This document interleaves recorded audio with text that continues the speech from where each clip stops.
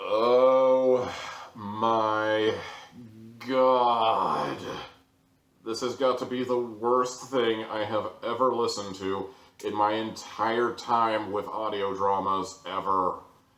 I wish I could say I was exaggerating, but this thing hurts so much. If it were physically possible, I would bury more of my face under my own hat right now because I have to talk about this thing and okay. Get it together, Tommy. You can do this. Today, I am talking to you about The Rise of King Asilas, a production of New Kingdom Radio. And the fact that it's called New Kingdom Radio should probably be the first red flag right out the gate, but unfortunately, like I said in my review of The Hunt, I'm fucking stupid and I went through with it anyway, and I thoroughly regret doing that. And it's a real shame, too, because this actually has a really interesting premise.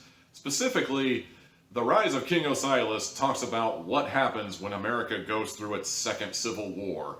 The entire country splits into 5 random territories. Admittedly, the people who put the audio drama together don't really talk much about the 5 territories, but I imagine if you've read the book Better Off Without 'Em, A Northerner's Manifesto for Southern Secession, I have a feeling you could use that map that was probably included in the book. I had the audio book, so I don't really know if there was an actual drawing of a map in there anywhere, but I digress. Eventually, a man known simply as Osilas takes over one of the factions and ends up uniting the country after long years of war and strife and turmoil, etc.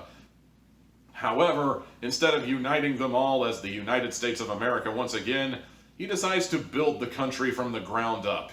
He decides to turn America into a kingdom. And Osilas appoints himself king. And the entire audio drama from there is essentially just him dealing with the struggles of ruling as a monarch over a new nation. I gotta say, on paper, this actually sounded like a really good idea. So good, in fact, that before I even found out this show existed, one of my plans for a NaNoWriMo project back in 2019 was a very similar story of somebody basically repairing a war-torn America and making it into a whole new country that had to be governed under a whole new constitution. Unfortunately, unlike my story, where the guy tried to preserve the idea of liberty while simultaneously dealing with issues he had very little to no idea of how to actually handle, not helped by the fact that a lot of these issues were issues that had no right answer, The Rise of King Asilas basically automatically assumes Osilas is the good guy and everything he does is just and fair and anyone who criticizes him is killed.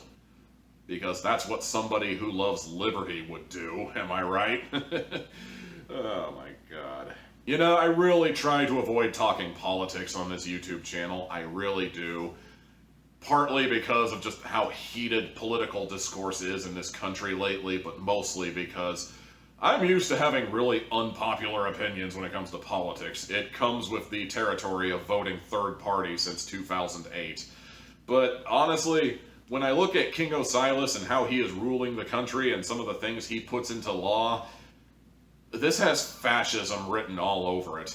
And the way that this audio drama is presented, I honestly can't tell if this is like fascist propaganda or if this is an example of unreliable narration where, you know, we're told that King Osilas is just and fair and everything he does is for the greater good, but if you actually stop and think about it, all the people who would criticize him even ever so slightly are executed. They're dead, or they're at least rotting in prison for the rest of their lives, so of course the only people left in the country are the people who like him. All the people who hate him are dead.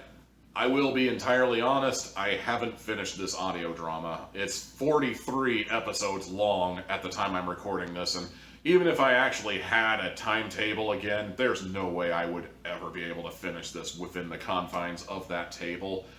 However, I barely made it through episode 3 and immediately decided I had enough and practically threw out my earbuds because I just needed to get the stink of this audio drama off of me.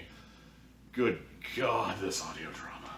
For now, let's just set aside the debate over whether this is legit fascist propaganda or if it's unreliable narration. Let's just set all that aside for just a second.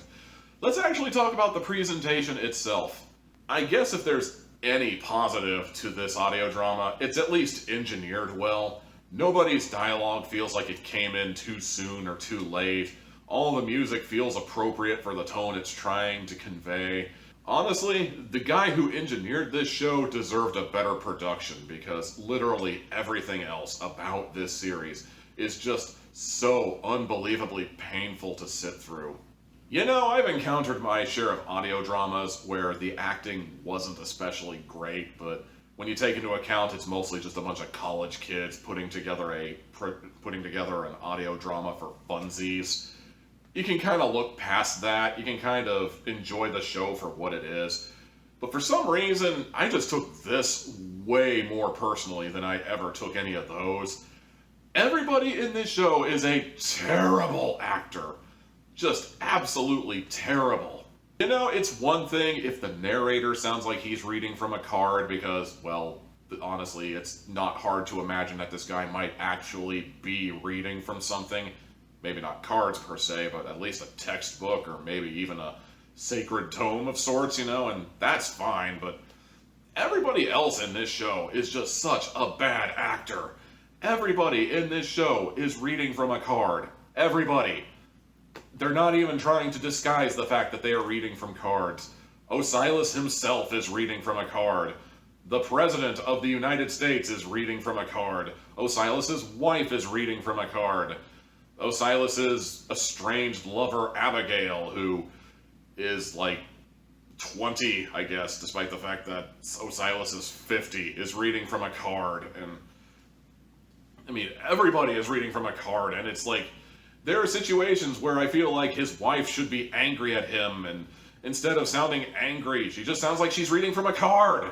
I can't believe you, Osilas. How could you ever be entertaining the idea of loving two women at the same time? That is not very Christian of you, and I will not have it. You are a 50-year-old man, and you will never ever... Hold on, let me turn the page here. You will never ever get in past the gates of heaven if you try this polygamous lifestyle. There, how's that? But you know, I could forgive all of that. Well, most of that. If it wasn't for one detail, and I swear to God, the more I listened to this audio drama, the more it became abundantly clear that Osilas is a Gary Stu. And if you don't know what a Gary Stu is, it's basically the male equivalent of a Mary Sue. If you don't know what a Mary Sue is, you clearly don't read fan fiction. I used to at one point, and I became familiar with a lot of the terminology, and the Mary Sue is the character who can do no wrong. She is popular with everyone. Everyone loves her. Every decision she makes, no matter how convoluted or idiotic it is in reality, is easily accepted and is probably the greatest thing that has ever been invented. King Osilas is a Gary Stu. Just in case, you know, the pro-fascist propaganda and literally everybody reading from a card and basically recording their first take and calling it good wasn't enough to really kill the buzz and take a really good idea and ultimately just run it into the dirt. I cannot recommend this audio drama at all. I have to tell you right now, you need to steer clear of this. This is painful. This is agony. As I said, I could only make it to 3 episodes, and by then I never wanted to hear this show or the voice of King Osilas ever again. Fuck this audio drama. And you know what? Fuck my normal rules for scoring. 0 out of 4.